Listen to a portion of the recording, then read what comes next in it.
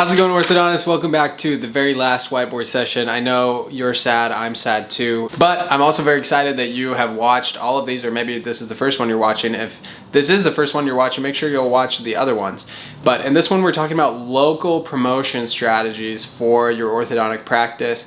In all of the other ones, we talked about how to really brand your practice the right way, how to get your marketing funnel on point, how to do things online with online marketing, and now we're talking about kind of offline, what you should be doing to supplement these online things in order to grow your practice. I'm super excited about this one. First, let's talk about what local promotion is. There's a lot of different ways to think about this, and usually what people tend to think about is events, which are time consuming, they're costly, they have mixed results, but what I would encourage you to think about is relationships. Instead of how can we have a cool event and invite a lot of people, think how can I build a good relationship with somebody who might be able to refer me business. That's the difference. And I know this is also very big in the orthodontic community, is visiting dentists and getting referrals from dentists. That's never going to be dead. Even though dentist referrals have gone down quite a bit, that's a great opportunity.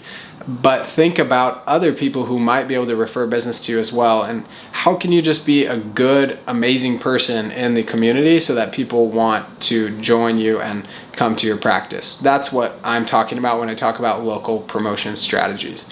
The big question behind this is, why do I need to do this? You know, if I have a ton of stuff online, if I'm doing really well with online marketing, why do I need to do anything locally? And in my opinion, the answer to that is you're missing some people. You know, some people are just never going to buy from online marketing. They don't trust it. And so if you can do a little bit of local, you're casting a wider net that's going to capture the people that aren't online, as well as remind people who've seen you online that you exist and that you're a real person in real life. So with that in mind, let's talk about the pros and cons of local promotion. The pros that I've written here, the first one is that you have human connection. That's huge. It's a very different type of marketing because you're able to do it face to face, and you're focusing on building relationships, you know, being part of a community instead of just like, you know, our hyper-connected world online. It's easy to feel like you're connected without ever actually being connected to anybody. The second pro here is that it's fun. It's something to get yourself out of the general routine and just kind of connect with people. And even if it doesn't have the best ROI, there's some great things that can happen from having an event. And business isn't all about making money, it's about relationships as well. So that's an awesome way to think about it. The cons of local promotion, the first one we're going to talk about is time. It does take a lot of time to do some of these. It's not very scalable, which is this second one, not scalable. Like Facebook ads, Instagram ads, posting content online, these things are all very scalable. You do them once and then you don't have to do them again.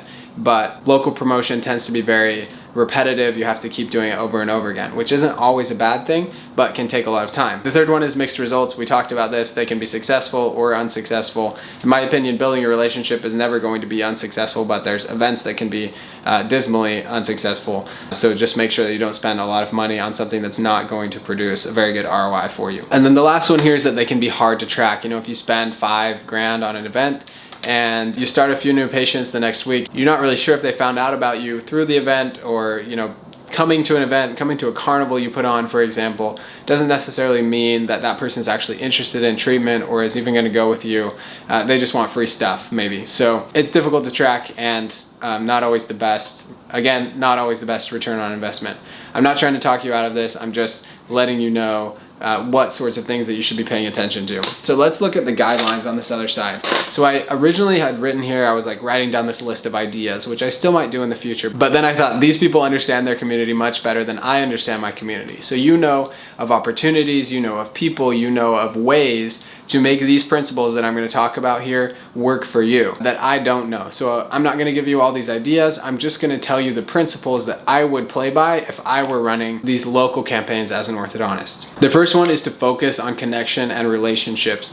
No matter what you do, if you're friendly to someone, even if you're at the grocery store and you just talk to somebody in line and you say, "Hey, I'm an orthodontist," that comes up in the conversation. You're not doing it to sell them.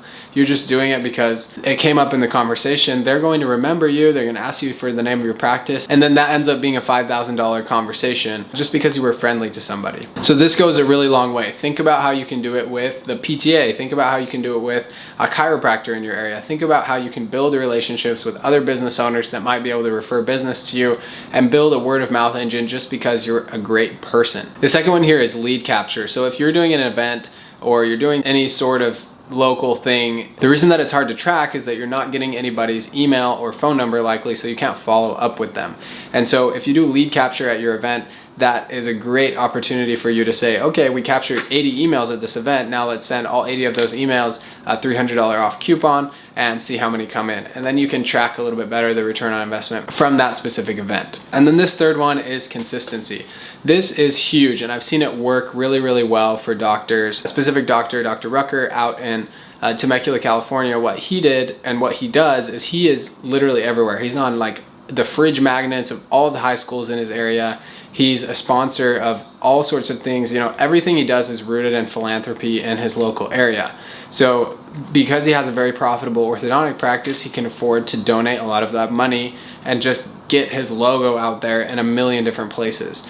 So having his logo out there in a million different places, having signs in the local community. Another example is my very first client, Dr. Thompson, out of Orem, Utah. I used to live very close to him, and I would run through the area and I'd see his signs everywhere. I couldn't stop seeing Dr. Thompson's signs. And that's a great example of consistency. It's being on the fridge magnets, being on people's t-shirts, having a sign in front of your practice, having a sign on 12 different fences in your area. All of this is going to contribute to people feeling like they're seeing you everywhere, especially if you're running ads online, as well as having, you know, posters or banners up all over the community as well. So those are my guidelines when it comes to local promotion as an orthodontic office.